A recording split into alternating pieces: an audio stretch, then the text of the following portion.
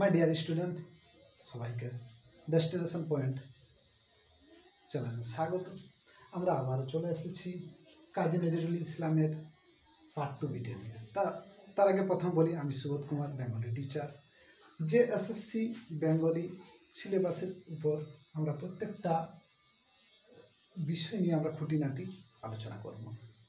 তাই আমরা আর কথা না বাড়িয়ে চলো আবার টপিকে চলে যাই। প্রথম ভিডিও আপনারা না দেখলে দেখে নেবেন, পার্ট 1 ভিডিও আমাদের দেওয়া আছে। এটা আমাদের কাজী নজরুল ইসলামের পার্ট 2 ভিডিও। কাজী নজরুল ইসলাম কাব্য জগতে একজন শ্রেষ্ঠ কবি, কাব্য সাহিত্যে, কাব্য জগতে বলা যাক কাজী নজরুল ইসলাম বিদ্রোহী কবি নামে পরিচিত। বিদ্রোহী কবি নামে পরিচিত, বিদ্রোহী কবি। এর বিদ্রোহী কবিতাটি প্রকাশিত হয় বিজলি পত্রিকায়। এই বিদ্রোহী কবি নামে তিনি পরিচিত এবং বিদ্রোহী কবিতা তিনি একটা লেখেন, সেটা কিন্তু বিজলি পত্রিকায় প্রকাশিত। এর আগের ভিডিওতে সেটা বলা আছে। এবং তার প্রথম কবিতার নাম হচ্ছে, এটা যদিও আগে বলেছি তাও আবার বলি, প্রথম কবিতার নাম হচ্ছে মুক্তি।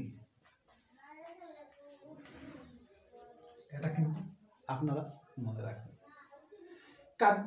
কাজী নজরুল ইসলাম তার সমস্ত কাব্যগুলো বা বেশিরভাগ কাব্যগুলো, যার জনপ্রিয় কাব্য, বিখ্যাত কাব্য, শ্রেষ্ঠ কাব্যগুলো কাউকে না কাউকে উৎসর্গ করেছেন কবি। সেই উৎসর্গ কাকে করেছেন সেই ধরনের একটা আমরা লিস্ট বানিয়েছি বা একটা আমরা টেবিল বানিয়েছি। দেখো, এক সাইডে লেখা আছে গ্রন্থের নাম এবং প্রকাশ সাল এবং উৎসর্গ কাকে করছেন সেই বিষয়টা আমরা একটা টেবিলের ছকে আপনাদের সামনে নিয়ে এসেছি। চলো তাহলে আমরা প্রথম তার শ্রেষ্ঠ কাব্য বা শ্রেষ্ঠ গ্রন্থটি হচ্ছে অগ্নিবীণা। 1922 সালে প্রকাশিত। আগে বলা হয়েছে উৎসর্গপত্র, অর্থাৎ উৎসর্গ কাকে করছেন তিনি? বারীন্দ্র কুমার ঘোষ মহাশয়কে। এবার পরের কবিতা বা কাব্যগ্রন্থতে চলে আসি আমরা। দোলন চাপা, ভূমিকা লিখেছেন পবিত্র গঙ্গোপাধ্যায়। বিষের বাঁশি, এই গ্রন্থটা প্রকাশিত হয়েছিল 1924-এ এবং এটা সরকার 1924-এই বাজেয়াপ্ত করে, এটাকে বাজেয়াপ্ত করে দিয়েছিল, প্রত্যাহার করেন 1949 সালে। এই গ্রন্থটি কবি উৎসর্গ করেছেন মিসেস এস রহমানকে উৎসর্গ করেছেন। প্রশ্ন আসে, বিষের বাঁশি কাব্যগ্রন্থটি কাকে উৎসর্গ করেছেন কবি? মিসেস এস রহমানকে। চিত্তনামা কবি উৎসর্গ করেছেন মাতা বাসন্তী দেবীর চরণাবিন্দে। ছায়ানট কাব্যগ্রন্থটি কাকে উৎসর্গ করেছেন?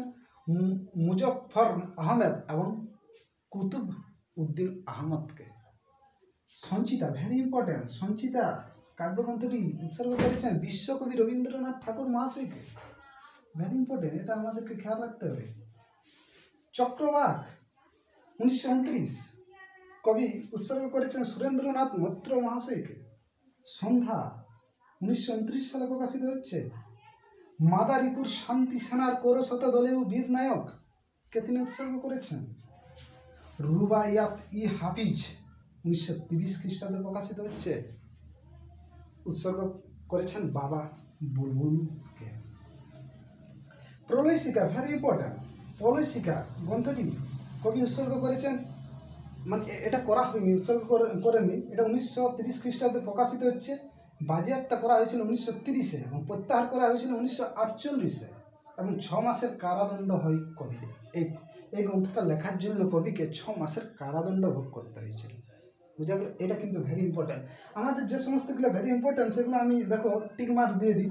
অগ্নিবীণা ভেরি ইম্পর্ট্যান্ট, এবার Sanchita very important, Pralayshikha very important. এছাড়া উপন্যাস বাঁধনহারা বলেছি, বাঁধনহারা উপন্যাসটি কাকে উৎসর্গ করেছেন? নলিনীকান্ত সরকার মহাশয়কে। মনে থাকবে। এছাড়া তার ছোট গল্প, বিখ্যাত ছোট গল্প তার ব্যথার দাম 1922 খ্রিস্টাব্দে প্রকাশিত হচ্ছে।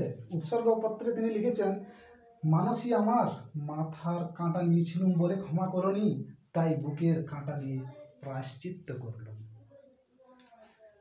তাহলে আমরা কাজী নজরুল ইসলাম সম্পর্কে, কাব্য সম্পর্কে অনেক কিছু আমরা জানলাম। এই ছিল আমাদের কাজী নজরুল ইসলাম সম্পর্কে আজকের ভিডিও। মাই ডিয়ার স্টুডেন্ট, পরবর্তী ভিডিও আমরা নিয়ে আসবো কাজী নজরুল ইসলামের গুরুত্বপূর্ণ তথ্য মুখ সিরিজ। ঠিক আছে, চলো এবার পরের ভিডিওতে আমাদের আবার দেখা হচ্ছে।